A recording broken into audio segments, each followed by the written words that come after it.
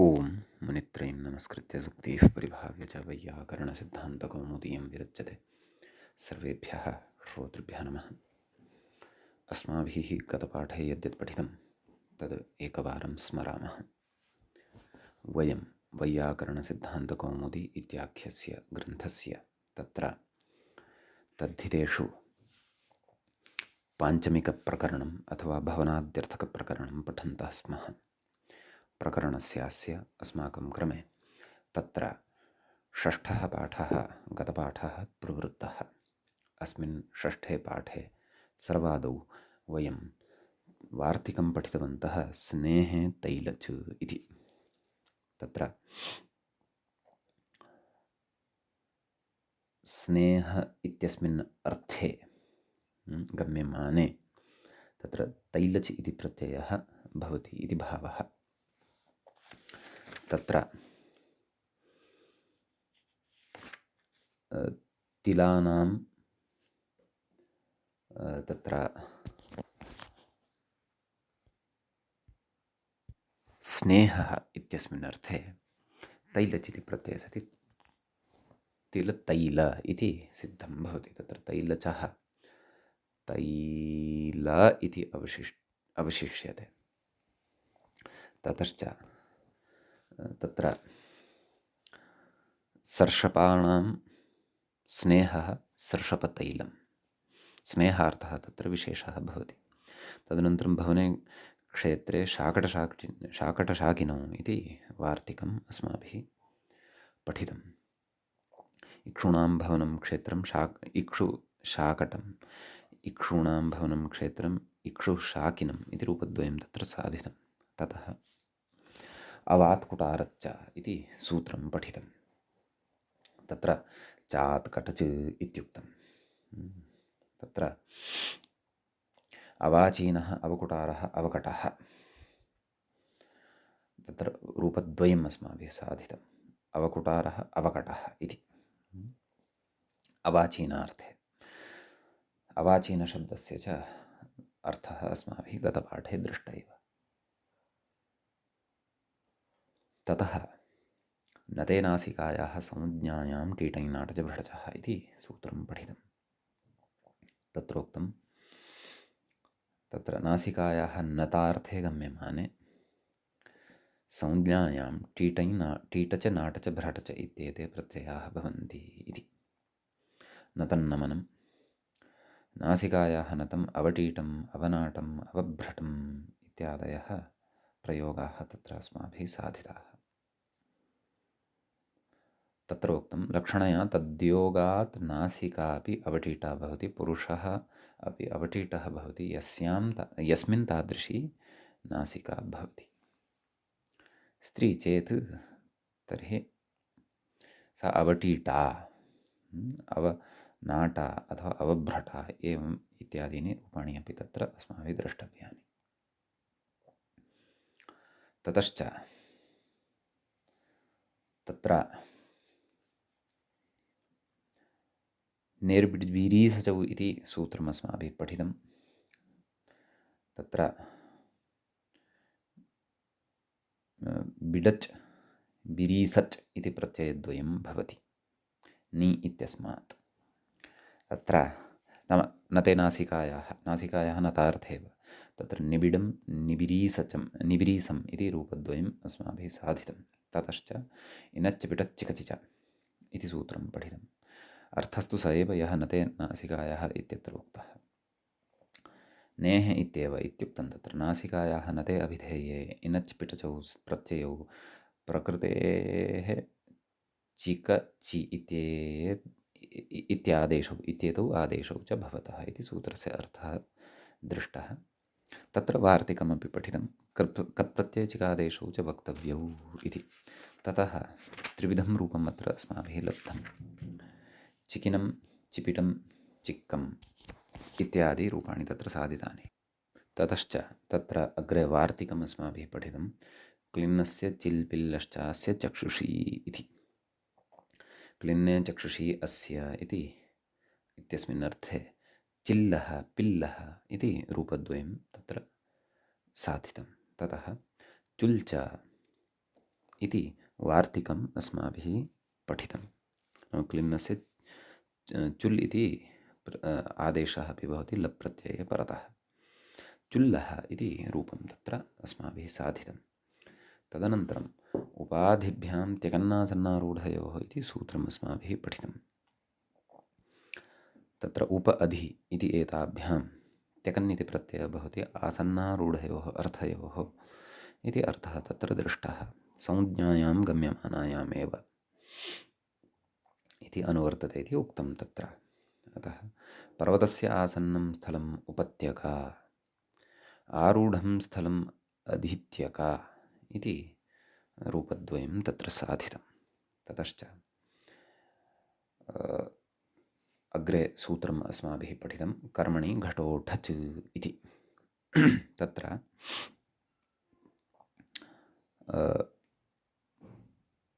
सूत्रस्य अर्थः अस्माभिः वस्तुतः द्रष्टव्यः वर्तते। एतावता सूत्रस्य पदच्छेदः दृष्टः वर्तते। तत्र घटशब्दः यः वर्तते तस्य कः अर्थः वर्तते इत्यस्मिन् विषये विवेकः कृतः। गतपाठस्य अन्ते अस्माभिः तत्र आसु पङ्क्तिषु तत्र सूत्रस्य अर्थः अपि नाम अन्तिमासु पङ्क्तिषु गतपाठस्य अन्तिमासु पङ्क्तिषु सूत्रस्य अर्थोपि दृष्टः, घटशब्दस्य अर्थः अपि दृष्टः। तत्र सूत्रार्थः उक्तः सप्तम्यन्तात् कर्मशब्दात् घट इत्यर्थे अठच् स्यात् इति अर्थः। ततः घटशब्दस्य अग्रे तत्र व्याख्यायामेव उक्तं घटशब्दस्य कलशपर्यायभ्रमत्वं वारयति कर्मणि घटते इति। ततः व्याप्रियते इति अर्थः तस्य दृष्टः। नाम घटते इत्यस्य व्यापृतिः कर्मणि संघटितः भवति अथवा कर्मणि संलग्नः भवति, समीचीनम्। अथवा तद् कर्मणि चेष्टाशीलः भवति इति एतादृशः अर्थः तत्र भवति इति व्याख्यात्रा उक्तम्। इदं सूत्रम् अस्माभिः पठनीयं वर्तते। अत्र विद्यमानानि उदाहरणानि अस्माभिः साधनीयानि वर्तन्ते। एतावान् भागः अस्माभिः गते 6ठे पाठे प्रकरणस्यास्य पठितः। अधुना तावत् पाञ्चमिकप्रकरणस्यास्य अथवा तत्र भवनाद्यर्थकप्रकरणस्यास्य सप्तमः पाठः तत्र आरब्धः भवति। अस्मिन् सप्तमे पाठे तत्र वयम् अग्रे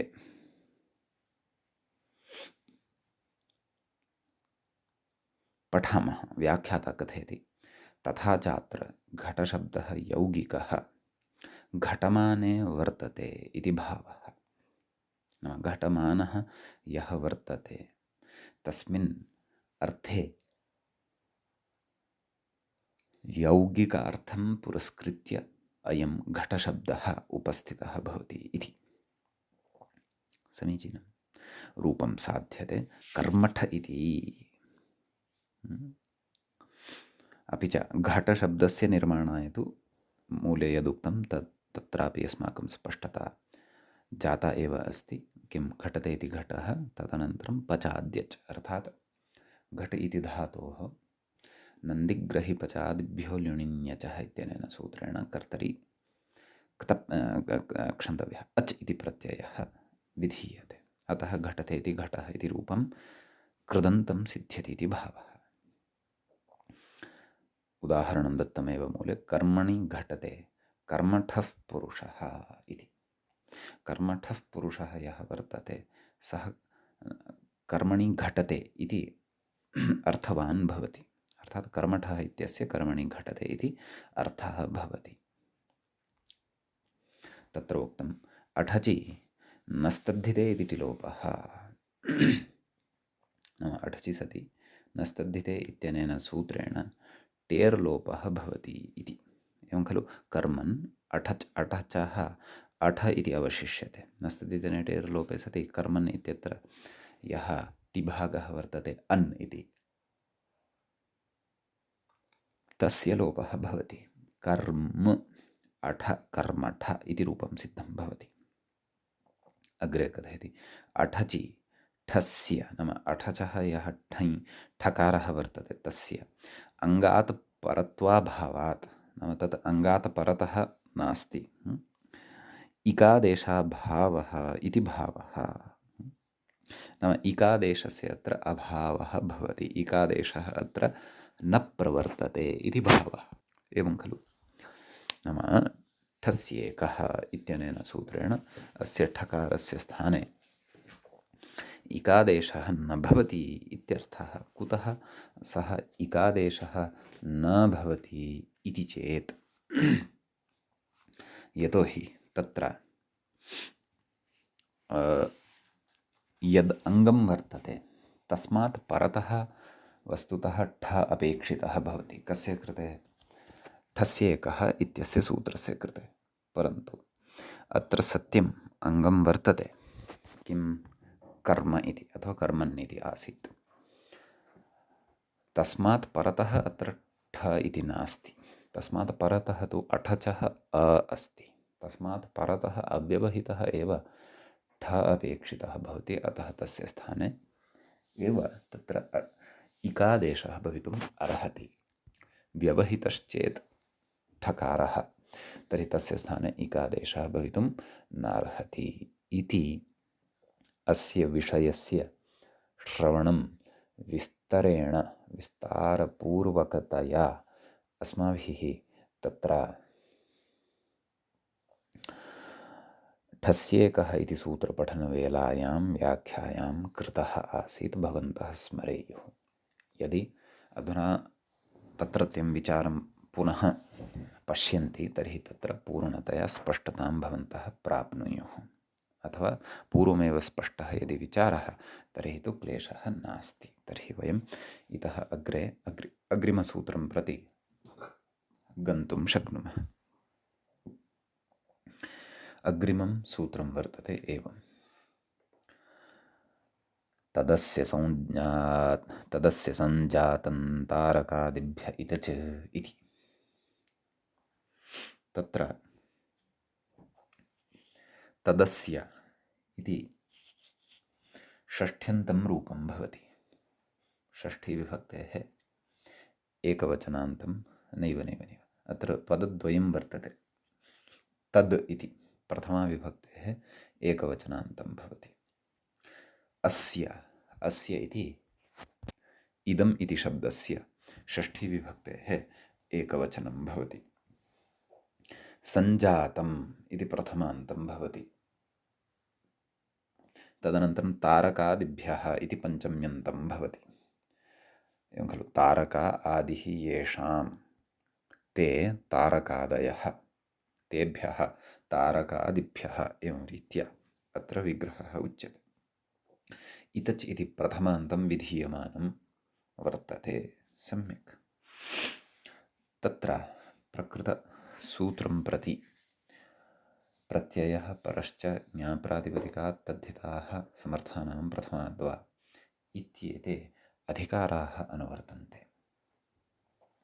ततश्च प्रकृते सूत्रार्थः उच्यते प्रथमान्तेभ्यः तारकादिभ्यः अस्य तत्सञ्जातम् इत्यस्मिन् अर्थे, तत् अस्य सञ्जातम् इत्यस्मिन् अर्थे इतच स्यात् इत्यर्थः। नाम इतच इति प्रत्ययः भवति इति सूत्रस्य अर्थः भवति। समीचीनम्।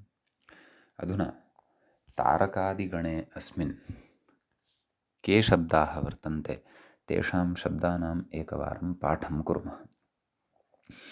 तारका, पुष्प, कर्णक, मञ्जरी, रुजीष, क्षण, सूत्र, मूत्र, निष्क्रमण, पुरीष, उच्चार, प्रचार, विचार, कुड्मल, कंटक मुसल मुकुल कुसुम स्तबक स्तवक किसलय पल्लव खंड वेग निद्रा मुद्रा बुभुक्षा धेनुष्या पिपासा श्रद्धा अभ्र पुलक अंगाकर वर्णक द्रोह सुख दुःख उत्कंठा भर व्याधि वर्मन व्रण गौरव शास्त्र तरंग तिलक चंद्रक अंधकार गर्व कुमुर मुकुर हर्ष उत्कर्ष रण कुवलय गर्थ क्षुध सीमंत ज्वर गर रोग रोमांच षण्डा कज्जल त्रिष कोरक कल्लोल स्थपुट फल कंचुक शृंगार अंकुर शैवल बकुल श्वभ्र आराल कलंक कर्दम कंदल मूर्छा अंगार हस्तक प्रतिबिंब विघ्नतंत्र प्रत्यय दीक्षा गर्ज गर्भाद प्राणिनी इति एवं रीत्या तारकादिगणस्य पाठः दृश्यते। समीचीनम्। व्याख्याता अग्रे कथयति तारकितन्नभः इति।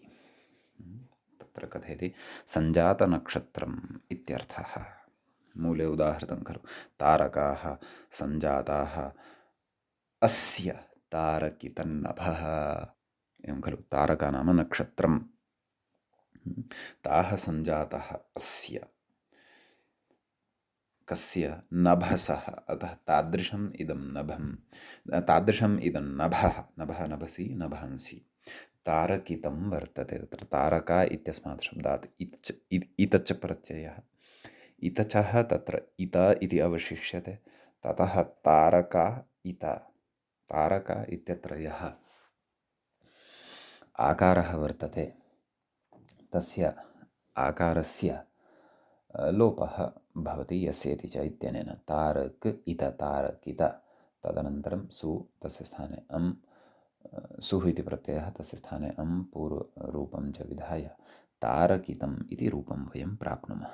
सञ्जातनक्षत्रं नाम नक्षत्रम् अस्य नक्षत्राणि अस्य सञ्जातानि वर्तन्ते इति भावः। एवं किल।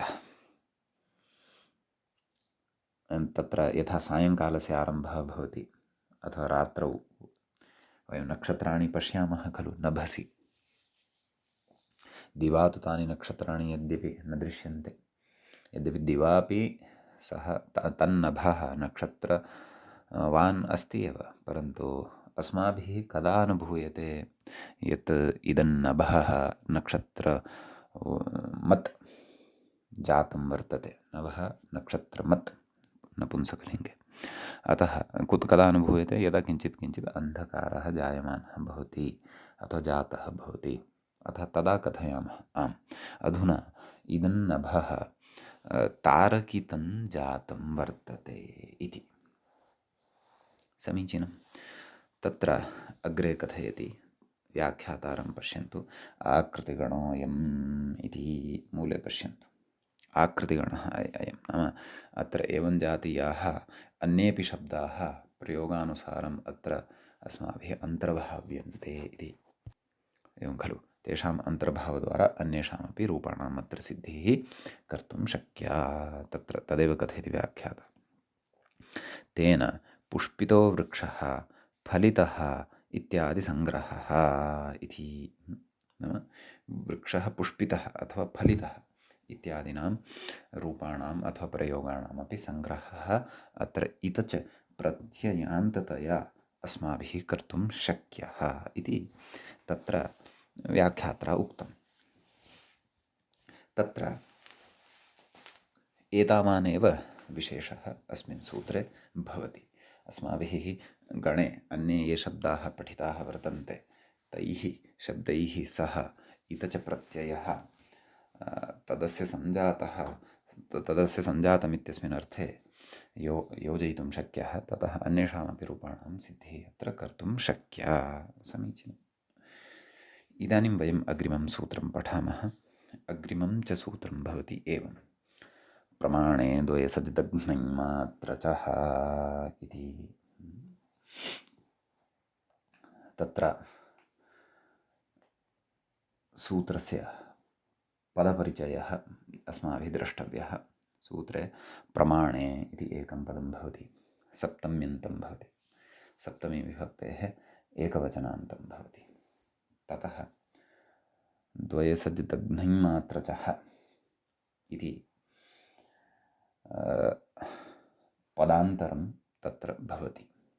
द्वये सच्च दघ्नच्च मात्रच्च, द्वये सज्जदघ्नै मात्र च, एवम् इतरेतरयोगद्वन्द्वसमासः अत्र भवति। आहत्य द्वे एव पदे अस्मिन् सूत्रे भवतः। समीचीनं। ततः प्रकृते किं किम् अनुवर्तते तदस्ति द्रष्टव्यं। तत्र मूले एव कथयति मूलकारः तदस्य इत्यनुवर्तते। नाम तदस्य संज्ञातं तारकादिभ्य इति च इत्यस्मात् सूत्रात् तदस्य इत्यस्य अनुवृत्तिः अत्र भवति। सम्यक्। ततश्च प्रत्ययः परश्च ज्ञाप्रातिपदिकात् तद्धिताः समर्थानां प्रथमाद्वा इत्येते अधिकाराः अपि अत्र अनुवर्तन्ते। सम्यक्। इदानीं सूत्रार्थः वर्तते द्रष्टव्यः। तत्र व्याख्यातारं पश्यन्तु। ततश्च अस्य आदौ कथयति अनुवर्तते इति, नाम मूले यदुक्तं तत्सर्वं मनसि कृत्य अग्रे सूत्रार्थे प्रवृत्तः भवति व्याख्याता। कथयति ततश्च अस्य प्रमेयस्य तत् प्रमाणम् इत्यर्थे प्रमाणे विद्यमानात् प्रथमान्तात्। एवं खलु। नाम प्रमेयः नाम कः? यस्य प्रमाणम् उच्यते, यस्य पदार्थविशेषस्य प्रमाणम् उच्यते। एवं खलु।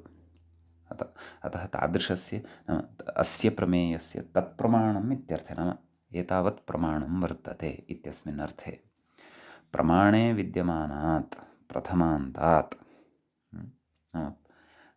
तत्र प्रमाणार्थे विद्यमानः यः शब्दः तस्मात् प्रथमान्तात् द्वयसच् दघ्नच् मात्रच् एते प्रत्ययाः स्युः। एवं खलु। प्रमाणार्थे वर्तमानात् प्रथमान्तात् प्रातिपदिकात् तदस्य प्रमाणम् इत्यस्मिन् अर्थे द्वयसच् दघ्नच् मात्रच् इत्येतत् प्रत्ययत्रयं भवति। द्वयसचः द्वयस इति अवशिष्यते, दध्नच इत्यस्य दध्न इति अवशिष्यते, मात्रच इत्यस्य च मात्रा इति अवशिष्यते। सम्यक्।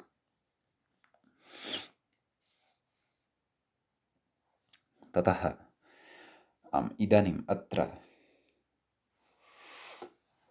उदाहरणानां सिद्धिः अस्माभिः कर्तव्या वर्तते। परन्तु ततः पूर्वम् अत्र केचन अतीव उपयोगिनः विषयाः उच्यमानाः वर्तन्ते। नैव, अस्तु, उदाहरणानां द्वित्राणां रूपसिद्धिम् आदौ वयं कुर्मः। तदनन्तरम् अत्र ये विषयाः उक्ताः सन्ति व्याख्यायाम्, अत्युपयोगिनः विषयाः एतत् सूत्रसन्दर्भे, तेषां विषये वयं पश्यामः। मूले उदाहरणमादौ पश्यन्तु किमुक्तम्। उरूप्रमाणम् अस्य उरूद्वयसम् इति।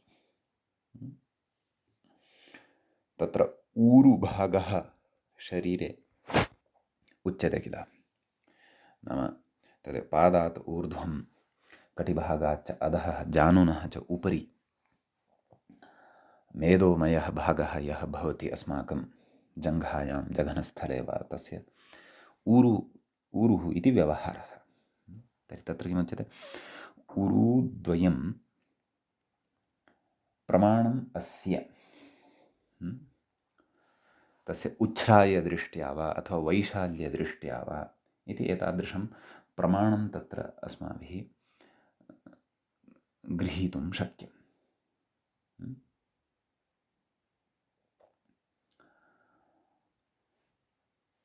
तत्र यथा वयं नाम कीदृशसन्दर्भे एतादृश प्रयोगाणाम् अस्माभिः व्यवहारः कर्तुं शक्यते इति चेत्, यथा वयं नद्यां स्मः, नद्याः तत्र अवारात् पारं प्रति गच्छन्तः स्मः, तर्हि मध्ये तत्र नद्याः यज्जलं वर्तते तत् अस्माकं ऊरुभागं प्रति आगच्छति, अथवा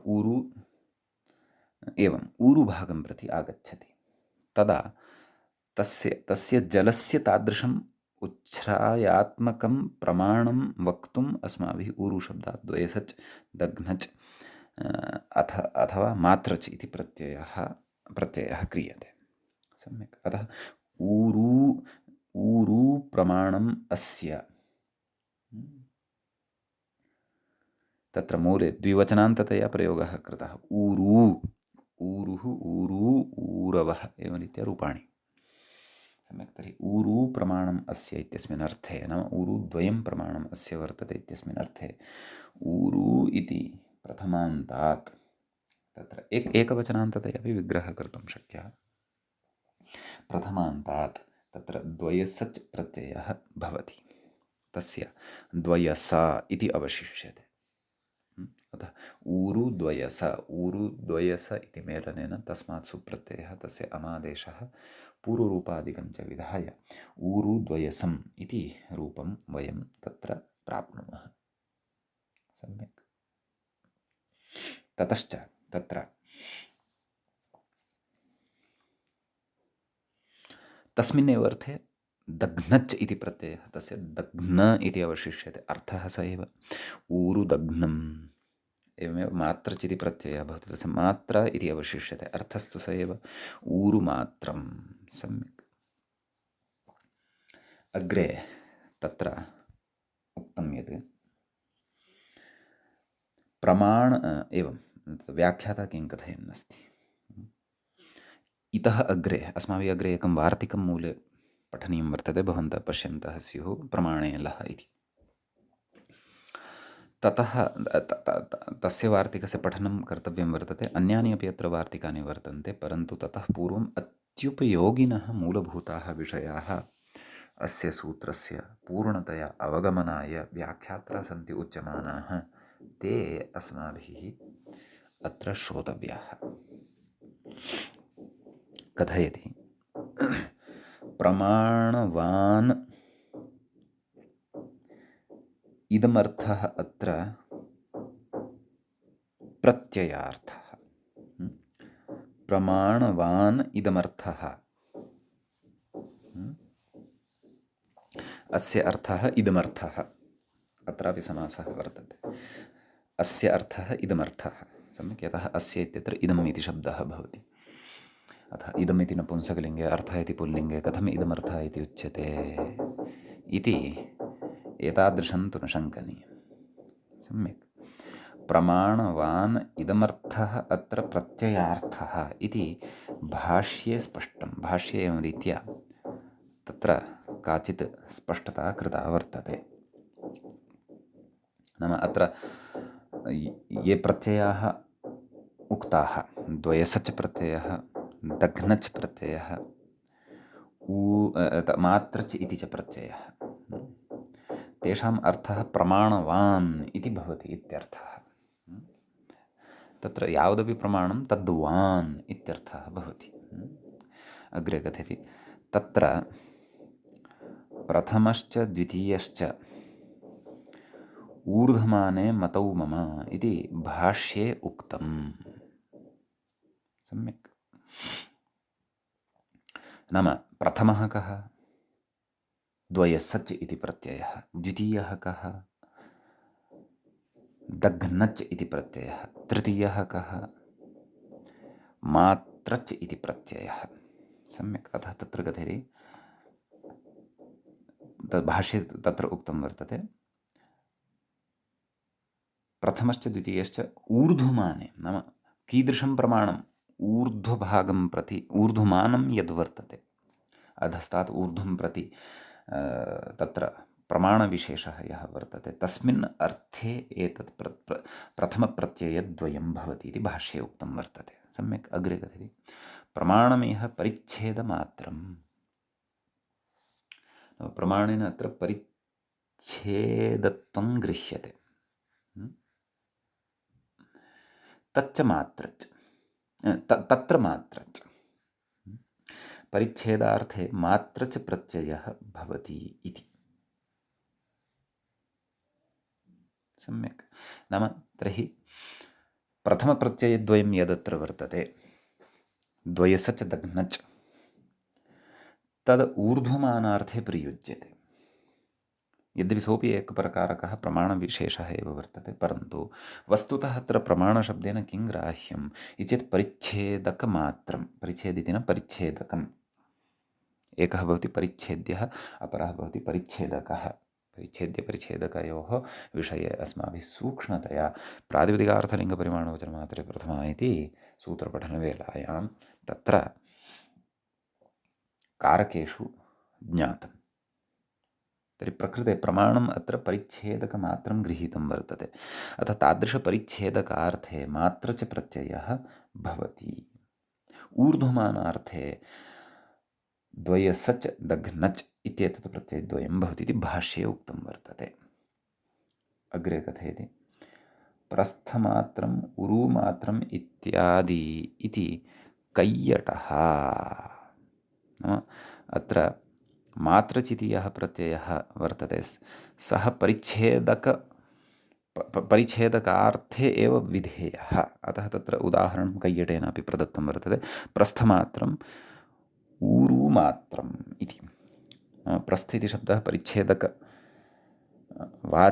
कश्चन भवति, अतः तस्मादेव मात्र च प्रत्ययः। एवमेव ऊरुशब्दः अपि तत्र परिच्छेदकवाचकत्वेन गृहीतः वर्तते कैयटेन, अतः तस्मादेव तत्र मात्र च इति प्रत्ययः भवति इति तत्र उक्तम्।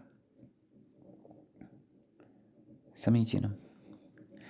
अग्रे कथयति, वस्तुतस्तु यत्तदेतेभ्यः परिमाणे वधुप् इति एकं सूत्रमग्रे अस्माभिः पठिष्यते। इति सूत्रभाष्य स्वरसात्,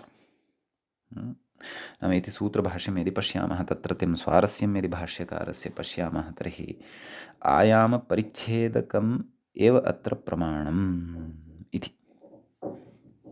आयामः नाम दैर्घ्यं, तादृशपरिच्छेदकम् एव अत्र प्रमाणत्वेन ग्राह्यम् अस्मिन् सूत्रे इति अर्थः। इति शब्देन्दुशेखरे विस्तरः, नाम शब्देन्दुशेखरे तत्र नागेशभट्टेन प्रतिपादितं वर्तते। सम्यक्। ततः तत्र वार्तिकम् एकम् उच्यते। एतावता अस्माभिः ये विषयाः पठिताः व्याख्यायां, नाम भाष्यकारः तत्र प्रथमश्च द्वितीयश्च ऊर्ध्वमाने मतो मम इति यदु कथयति, प्रमाणमत्र परिच्छेदकमात्रं ग्राह्यम् इति च यत् तत्र प्रतिपादितं वर्तते, तान् सर्वान् अपि बुद्धौ वयं किञ्चित् विचारान् स्थापयामः, यतः अचिरेण अग्रे विषयस्य अवगमनाय एते विचाराः अपेक्षिताः भविष्यन्ति, अन्यथा कदाचित् भ्रमः स्यात्। अस्तु, पुनः स्मरिष्यामः एतान् विषयान् अग्रे यत्र अपेक्षा भविष्यति। सामान्येन बुद्धौ पठितं, बुद्धौ स्थापनीयं तावदेव। अग्रे वार्तिकं वर्तते, प्रमाणे लः इति। प्रमाणे लः भवति, प्रमाणे इति सप्तम्यन्तं, प्रमाणे इति शब्दस्य सप्तमी विभक्तेः एकवचनान्तं रूपं प्रमाणे इति। ततः लः इति वर्तते, लः इति प्रथमान्तम् अत्र वर्तते। वार्तिकस्य अर्थकथनात् पूर्वम् अत्र ल इति नाम कः, एतेन कः अर्थः अस्माभिः ज्ञेयः, तस्य विषयस्य स्पष्टतां कुर्वन् अस्ति व्याख्याता। कथयति, लुको लः इति पूर्वाचार्यशास्त्रसिद्धा संज्ञा इति। नाम लुक् इत्यस्य ल इति पाणिन्याचार्यापेक्षया प्राक्तनाः आचार्याः ये सन्ति तैः इदन्नाम लुकः निमित्तम् अथवा लुकः कृते इदन्नाम व्यवह्रियते इति पूर्वाचारे शास्त्रसंज्ञा कथयति। अर्थं कथयति अधुना वार्तिकस्य कथयति। प्रमाणे वर्तमानात् विहितस्य द्वयसजादेः लुग् वक्तव्यः इत्यर्थः। नाम प्रमाणार्थे वर्तमानः यः शब्दः तस्मात् विहितः यः द्वयसजादिः तस्मात् लुक् प्रत्ययः वक्तव्यः नाम तस्मात् तस्य प्रत्ययस्य तस्य द्वयसजादेः लुग् वक्तव्यः नाम लः वक्तव्यः। लुक् अर्थात् लोपः नाम तस्य अदर्शनं वक्तव्यं, लुप्यते इत्यर्थः इति वक्तव्यम् इत्यर्थः इति वार्तिकस्य अस्य अर्थः वर्तते। सम्यक्। तत्र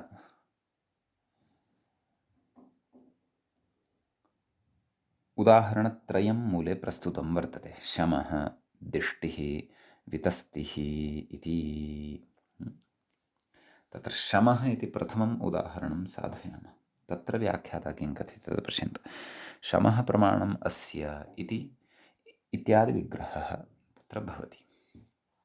शमः प्रमाणम् अस्य। सम्यक्। ततः प्रकृते अग्रे कथयति शमादयः अनूर्ध्वमानविशेषाः एते सन्ति खलु।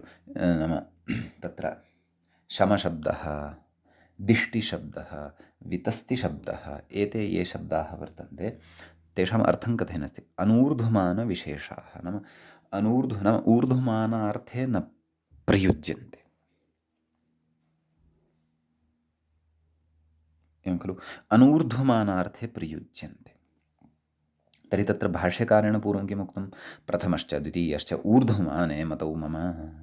नाम प्रथमः अपि च द्वितीयः यः वर्तते सः ऊर्ध्वमानार्थे मम मतः वर्तते। मया सः तस्मिन् अर्थे स्वीक्रियते अथवा प्रतिपाद्यते। एते च ये शब्दाः वर्तन्ते शमादयः, शम, दिष्टि, वितस्ति, ते प्रमाणवाचकाः, परन्तु कीदृशप्रमाणवाचकाः? अनूर्ध्वमानविशेषाः वर्तन्ते इति। तेभ्यः मात्रचः लुकु, नाम तेभ्यः मात्रच प्रत्ययः एव भवितुम् अर्हति। यतः भाष्यकारस्य इष्टिः अथवा भाष्यकारस्य प्रतिपादनं तथा वर्तते, अतः तेभ्यः मात्रच प्रत्ययः विधीयते, तस्य लुक् भवति। प्रमाणे लः इत्यनेन इति भावः। तत्र अग्रे कथयति इतरयोरसम्भवात्। नाम इतरप्रत्ययद्वयं यद् वर्तते तयोः तु लुक् न भवति, अथवा तयोः अत्र असम्भवः नाम विधानमेव न भवति। कुतः? यथा ऊर्ध्वमानार्थे एव भाष्यकारेण तौ प्रत्ययौ मतौ वर्त्येते। प्रकृते तु अनूर्ध्वमानार्थे एतत् शब्दद्वयम् उपयुज्यते। एवं खलु। नाम ऊर्ध्वमानार्थात् एव तत्र द्वयसच अपि च मात्रचिति प्रत्ययः प्रमाणार्थे व्यवह्रियते। प्रकृते तु अनूर्ध्वमानार्थकाः एते शम, दिष्टि, वितस्ति इत्येते शब्दाः वर्तन्ते। अतः एतेभ्यः अनूर्ध्वमानवाचकेभ्यः द्वयसच भवितुं नार्हति, मात्र च क्षन्तव्यः दघ्नच अपि भवितुं नार्हति, मात्र च एकः भवति, तस्य तु लुक् भवति इति भावः। सम्यक्। इतरयोरसम्भवात् इत्युक्तं। नाम इतरयोः तत्र असम्भवः नाम प्रवृत्तिः न भवितुम् अर्हति। तर्हि कथम् असम्भवः? नाम भाष्यस्य यद्विवरणम् अस्माभिः पठितं तद्विवरणं पुरस्कृत्य एव असम्भवः अत्र वक्तव्यः खलु इति भावः। समीचीनम्। कथयति अग्रे अत्र आयामस्तु प्रमाणं स्यात् इत्येव गृह्यते इति। नाम प्रकृते आयामशब्द नाम प्रमाणं नाम किम्? आयामस्तु प्रमाणं स्यात् इत्येव गृह्यते। नाम एतेषु उदाहरणेषु इत्यर्थः। अतः मात्र च यः आगच्छति तत्र शमः प्रमाणम् अस्य इति शमः इत्येव, दिष्टिः प्रमाणम् अस्य इति दिष्टिः इत्येव, वितस्तिः प्रमाणम् अस्य इति वितस्तिः इत्येव। तत्र मात्रचित् प्रत्ययः तस्य लोपः भवति, अदर्शनं भवति इति भावः प्रमाणे लः इत्यनेन। नाम प्रमाणे लः इत्यस्मिन् वार्तिके कथयन् अस्ति प्रायः व्याख्याता, पश्यन्तु। अत्र आयामस्तु प्रमाणं स्यात् इत्येव गृह्यते। नाम प्रमाणं नाम आयामः, नाम विस्तारः, दैर्घ्यं, तद् अत्र गृह्यते इति भावः। अतः तस्मिन् तादृशप्रमाणार्थे गम्यमाने तस्य मात्रचः लुक् भवति इति भावः। अथवा दघ्नचादयः यथा अथं तत्र विहिताः अथवा प्राप्ताः भवन्ति, तेषां लुक् भवति इति भावः। कथयति एवञ्च उरुद्वयसम् इत्यादौ न लुक् इति। नाम उरुद्वयसम् इत्यादयः ये प्रत्ययाः इत्यादयः ये प्रत्ययाः वर्तन्ते, तत्र उरुद्वयसादयः ये वर्तन्ते, तेषां लुक् न भवति। यतः तत्र आयामार्थः नास्ति। एवं खलु, तत्र आयामार्थः नास्ति, तत्र तु ऊर्ध्वमानार्थः गृह्यते। तदेव नद्यां जलं वर्तते, अधस्तात् एतावत् ऊर्ध्वभागं प्रति, ऊर्ध्वभागं यावत् प्रमाणं वर्तते इत्यर्थः। अतः कृत्वा तत्र लुक् अपि न भवति इति भावः। समीचीनं। परन्तु तत्र यः मात्र च विहितः, उरुमात्रम् इत्यपि खलु विहितं वर्तते, तत्र विद्यमानस्य मात्रचः अपि लुक् न भवति। कुतः? यतः तत्र तदेव ऊर्ध्वमानत्वमेव विवक्षितं वर्तते। आयामत्वेन यत्र मात्र च विवक्षितः वर्तते तत्र तस्य लुक् भवति इति प्रमाणे लः इति वार्तिकस्य अभिप्रायः। समीचीनम् इति अस्ति अत्र कश्चन विशेषः। इदानीं वयम् अत्र अग्रिमं वार्तिकं प्रदत्तं वर्तते, तद्वार्तिकम् एकवारं पश्यामः। तच्च वर्तते एवं द्विगोर्नित्यम्, एवं किल। कः अर्थः अस्य वार्तिकस्य इति चेत् कथयति प्रमाणान्तात् द्विगोः परस्य, नाम प्रमाणान्तः शब्दः कीदृशः? द्विगुसमासापन्नः स्यात्। द्विगोः परस्य द्वयसजादेः नित्यं लुक् स्यात् इत्यर्थः। नाम द्वयसज् इत्यादीनां प्रत्ययानां नित्यतया लुक् भवति इति तस्य अर्थः वर्तते। सम्यक्।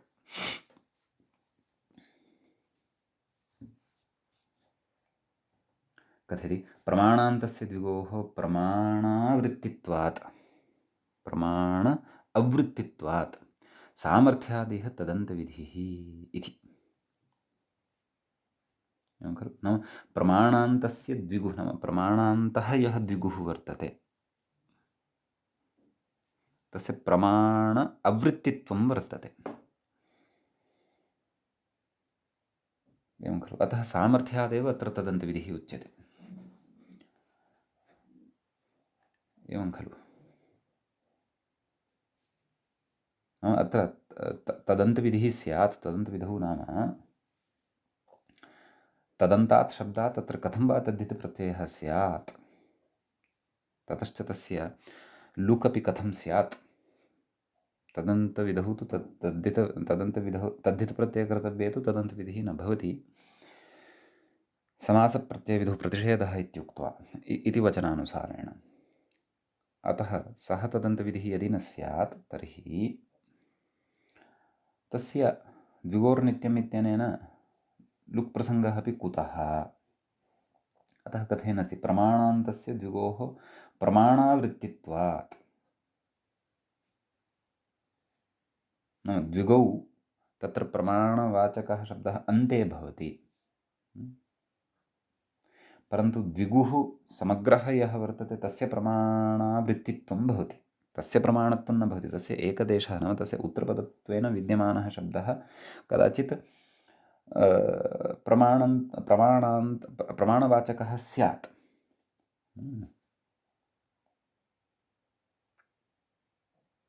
एवं खलु। तर्हि तत्र सामर्थ्यात् नाम वचनसामर्थ्यात् द्विगोर्नित्यम् इति नाम वार्तिकवचनसामर्थ्यादेव अत्र प्रमाणान्तादपि तत्र द्वयसजादेः लुक् स्यात् इति अर्थः अवगन्तव्यः। वचनसामर्थ्यादेव अत्र तदन्तादपि प्रत्ययस्य विधानमादौ तदनन्तरं तस्य नित्यतया लुगु वक्तव्यः इति अर्थः अत्र व्याख्यातुः अवगन्तव्यः अथवा व्याख्यात्रा यद् वचनमुक्तं तस्य अभिप्रायः इत्येवं रीत्या अत्र स्पष्टीकर्तव्यः। सम्यक्। अग्रे कथयति पूर्ववार्तिकेन तु नात्र प्राप्तिरस्ति द्विगोः प्रमाणत्वा भावात्। प्रमाणे लः इति अस्ति खलु। तेन प्रकृते लुक् कर्तुं न शक्यते द्वयसजादेः। कुतः? यतः द्विगुः यः वर्तते तस्य प्रमाणत्वं न भवति, प्रमाणत्वाभावः तस्य भवति। आं, तस्मिन् यद् उत्तरपदत्वेन विद्यमानं वर्तते द्विगु तत्पुरुषे द्विगु तत्पुरुषसमासपदे तस्य कदाचित् प्रमाणत्वं स्यात्। एवं खलु। ततः तत्र उदाह्रियते। वार्तिकस्य अर्थः ज्ञातः, तत्र सैद्धान्तिकः विचारश्च चर्चितः। द्वौ समौ प्रमाणम् अस्य, मूले पश्यन्तु, द्वौ समौ प्रमाणम् अस्य द्विशमम् इति। 14 अङ्गुलीनां प्रमाणाय शमः इति व्यवहारः भवति। खलु। तादृशौ द्वौ समौ प्रमाणम् अस्य इति द्विशमम् इत्युच्यते। कथयति तद्धितार्थे द्विगुः इति। प्रकृते तद्धितार्थे द्विगुः वर्तते। केन? तद्धितार्थोत्तरपदसमाहारे च। कथयति ततः मात्रचः अनेन लुक्, तदनन्तरं द्विशम इत्यस्मात् मात्रच प्रत्ययः भवति, तस्य अनेन केन? द्विगोर्नित्यम् इत्यनेन नित्यतया लुक् भवति। प्रमाणार्थे प्रमाणान्तात् विहितस्य मात्रचः लुक् भवति। एवं खलु।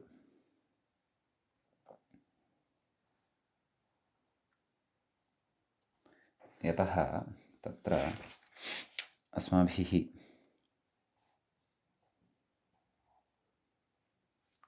सूत्रार्थः कः दृष्टः? अस्य प्रमेयस्य तत्प्रमाणमित्यर्थे प्रमाणे विद्यमानात् प्रथमान्तात्, प्रमाणे विद्यमानः यः प्रथमान्तः शब्दः तस्मात् द्वयसजादयः भवन्ति इत्यपि न विस्मर्तव्यम्। सम्यक्। कथयति अग्रे तद्धितार्थे द्विगुः, ततो मात्रचः अनेन लुक्, मात्रचः एतेन लुक् भवति। द्विशम सुप्रत्ययः अम्पूर्वरूपं द्विशमम् इति रूपं सिद्धं भवति। अग्रे कथयति विकल्पस्य अप्रकृतत्वादेव सिद्धे, नाम विकल्पः प्रकृते न प्रवर्तते, अतः विकल्पस्य अभावेन एव तत्र लुक् भवत्येव।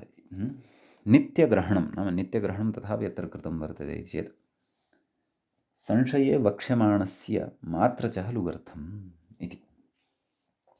संशयार्थे अग्रे मात्रच वक्ष्यते, तस्य लुगर्थं, नाम तस्यापि लुक् भवतु इति कृत्वा द्विगोर्नित्यम् इत्यत्र नित्यग्रहणं कृतं वर्तते। तत्तु संशये मात्रच इत्यत्र यदा मात्रच प्रत्ययः संशयार्थे यदा अस्माभिः पठिष्यते, तत्र अस्याः पङ्क्तेः द्विगोर्नित्यम् इत्यत्र च नित्यग्रहणस्य च विस्तरेण स्पष्टीकरणं च तत्र अपि अस्माकं भविष्यति। एतदर्थम् अत्र नित्यग्रहणं कृतं वर्तते। समीचीनम्। अन्यथा विकल्पस्य प्रसङ्गः एव अत्र नास्ति, तथापि नित्यग्रहणं कुतः इति। तर्हि तदुक्तं, नाम संशये विद्यमानस्यापि मात्रचः लुक् यथा स्यात् तदर्थम्। कथयति अन्यथा शममात्रम् इत्यत्र इव द्विशमशब्दादपि सः मात्रच न लुप्येत इति भाष्ये स्पष्टम्। शममात्रम् इत्यत्र यथा मात्र च श्रूयते तद्वत् द्विषमशब्दादपि तत्र मात्र च प्रत्ययः यः वर्तते तस्य लोपः न स्यात्। एतदर्थं तत्र नित्यग्रहणस्य प्रयोगः कृतः वर्तते इति भावः। विशेषस्तु संशये मात्र च, तत्संशयार्थे मात्र च प्रत्ययस्य विधानसमये अपि एतासां पङ्क्तीनां स्पष्टीकरणं तत्र भविष्यति। सम्यक् इति एतावान् विशेषः अत्र वर्तते। अग्रेपि किमपि उच्यते, वार्तिकमेव वर्तते। तत्र कथयति प्रमाणेति, मूले वार्तिकं पश्यन्तु। प्रमाणपरिमाणाभ्यां संख्यायाश्चापि संशये मात्रज वक्तव्यः इति। एवं किल, परिमाणपरिमाणाभ्यां पञ्चमी विभक्तिः द्विवचनान्तं भवति। प्रमाणञ्च परिमाणञ्च प्रमाणपरिमाणे ताभ्यां प्रमाणपरिमाणाभ्यां संख्यायाः पञ्चम्यन्तं पदं भवति। च अव्ययपदं भवति। अपि इत्यपि अव्ययपदं भवति। संख्यायाश्चापि संशये मात्र च वक्तव्यः। अयं संशयमात्र च प्रत्ययः अधुना पठ्यमानः वर्तते अस्मिन् वार्तिके। संशये नाम संशयार्थे गम्यमाने मात्र च प्रत्ययः उक्तः। तत्र व्याख्यात्र अर्थः उच्यमानः वर्तते। पश्यन्तु, प्रमाणवाचिनः परिमाणवाचिनः संख्यावाचिनश्च संशये मात्र च वक्तव्यः इत्यर्थः। नाम संशयार्थे मात्र च प्रत्ययः अत्र उच्यते। अत्र अर्थे कश्चन भेदः वर्तते। एवं खलु, कथयति अत्र प्रमाणम् आयामः एव गृह्यते इति। प्रकृते संशयार्थः अस्ति, परन्तु प्रमाणशब्देन आयामः एव अत्र ग्राह्यः। आयामः नाम दैर्घ्यं, विस्तारः। तत्र अग्रे कथयति आयामस्तु प्रमाणं स्यात् इति वचनात्। इति कोशवचनं वा अथवा ग्रन्थान्तरवचनम् इदम् अत्र प्रमाणत्वेन यच्छन्नस्ति व्याख्यातः। कथयति अतएव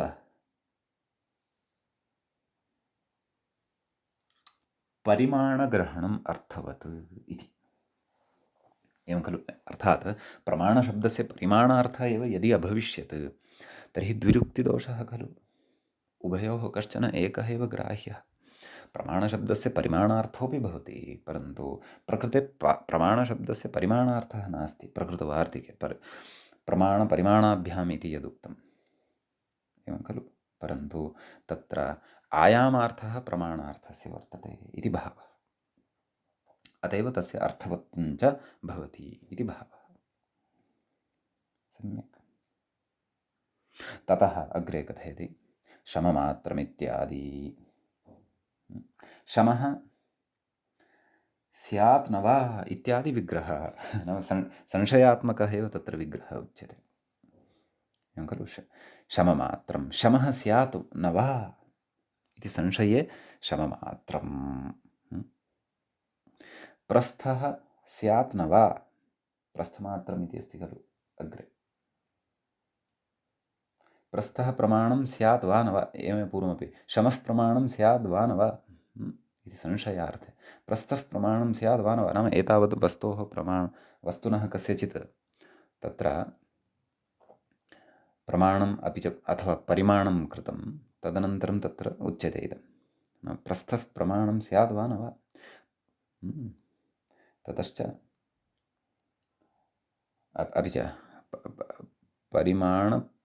प्रमाणपरिमाणाभ्याम् इत्यपि उक्तं। तत्र परिमाणार्थः अपि ग्राह्यः। सम्यक्। शमः स्याद् वा न वा, अर्थात् शमः प्रमाणं स्याद् वा न वा इति, अथवा शमः परिमाणं स्याद् वा न वा इत्येवम् उभयता विग्रहः अत्र ज्ञातव्यः। अतः शमशब्दात् मात्र च प्रत्ययः शममात्रम् इति सिद्ध्यति, मात्र च वक्तव्यः इत्युक्तम्।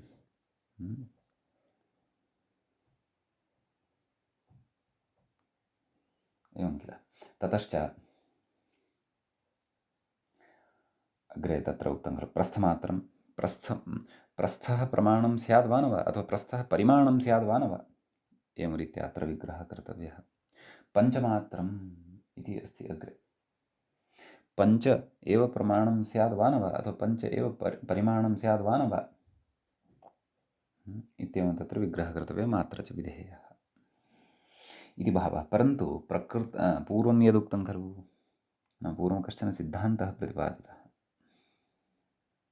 अन्यथा शममात्रम् इत्यत्र इव द्विशमम् इत्यत्र सह मात्र च न लुप्येत इति संशयचर्चा पूर्वं कृता अस्ति खलु काचित्। विकल्पस्य अप्रकृतत्वादेव सिद्धे नित्यग्रहणं संशये वक्ष्यमाणस्य मात्र च खलु गर्थम् इति। संशये मात्र च वक्ष्यते, तस्य लोपार्थम् अत्र नित्यग्रहणं कृतं वर्तते। क्व द्विगोर्नित्यम् इति। परन्तु अत्रापि अस्माभिः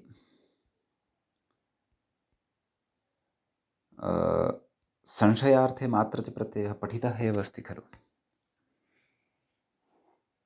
एवं खलु प्रमाणपरिमाणाभ्यां संख्यायाश्चापि संशये मात्र च वक्तव्यः इति उच्यमानमेव अस्ति खलु। परन्तु अस्मिन् संशये गम्यमाने सति तत्र मात्रचः लोपः तु न दृश्यते खलु। पञ्चमात्रम् इत्यत्र तत्र मात्र च दृश्यते एव खलु, मूले यत् रूपं निर्मितम्। अतः अयं यः सिद्धान्तः उक्तः व्याख्यात्रा सः चिन्तनीयः इति मम भाति।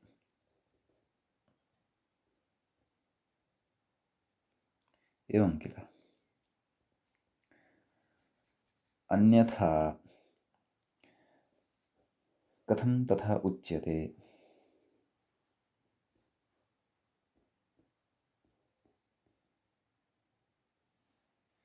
वा न वा?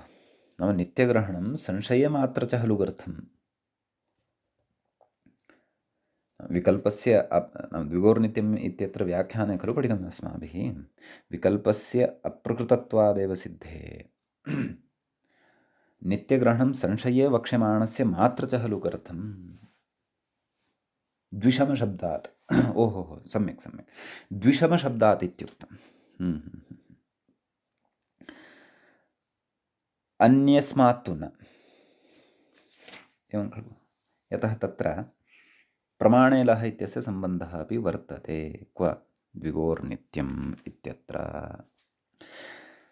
द्विषमशब्दादेव तत्र मात्रचः लुगर्थं वर्तते। अत्र तु शमशब्दः एषु उदाहरणेषु न स्वीकृतः। अतः शममात्रं, प्रस्थमात्रं, पञ्चमात्रम् इत्यादीनि उदाहरणानि तु सम्भवन्ति। अतः तत्र क्लेशः नास्ति। समीचीनम् इति एतावान् विशेषः अस्मिन् वार्तिके वर्तते। अग्रे अत्र पुनः वार्तिकान्तरं प्रस्तूयते। तच्च वर्तते एवम्। वत्पन्तात् स्वार्थे द्वयसज् मात्रचौ बहुलम् इति। नाम वत्तु अन्ते वर्तते यस्य सः वत्वन्तः, वतु इति गृहीतः तस्य, नाम पकारसितसंज्ञां विधाय वतु इत्यस्य निर्देशः तत्र कृतः। तस्मात् स्वार्थे द्वयसच मातृ, नाम स्वार्थे द्वयसच अपि च मात्र च प्रत्ययौ भवतः बहुलं, बहुलार्थं पुरस्कृत्य। सम्यक्। अतः व्याख्याता तत्र कथयति वार्तिकमिदं तत्र प्रस्तूयते।